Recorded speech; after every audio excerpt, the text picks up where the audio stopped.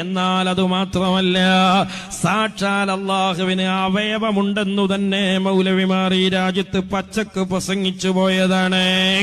സക്കരിയ സ്വലായി തന്നെ പറയണേ, അള്ളാഹുവിന് ജഡമൊന്നുമില്ല, പക്ഷെ അവയവമുണ്ട്. അത് ഖുർആനിൽ സ്ഥിരപ്പെട്ടതാണ്. അള്ളാഹ്ക്ക് അവയവങ്ങളുണ്ടെന്നും അള്ളാഹ്ക്ക് ആകൃതി ഉണ്ടെന്നുമൊക്കെ മുജാഹിദുകൾ വിശ്വസിക്കുന്നു എന്നാണ് ഈ മുസ്ലിയാക്കന്മാർ പറയുന്നത്. അള്ളാഹ്ക്ക് അവയവങ്ങളുണ്ട് എന്നുള്ളത് ശരിയാണ്. അതായത് അവയവമുണ്ട് അള്ളാഹ്ക്ക് എന്ന് മുജാഹിദുകൾ പറയുന്നുണ്ട് എന്ന് നമ്മൾ പറഞ്ഞതും ശരിയാണ്. ഇനി അത് ഖുർആനിൽ സ്ഥിരപ്പെട്ടതാണ് എന്നാ മൗലവിന്റെ അടുത്ത ഡയലോഗ്. അത് ഖുർആനിൽ വന്നിട്ടുള്ള കാര്യമാണ്. ഇല്ല മുസ്ലിമീങ്ങള്, അള്ളാഹ്ക്ക് അവയവങ്ങളില്ല.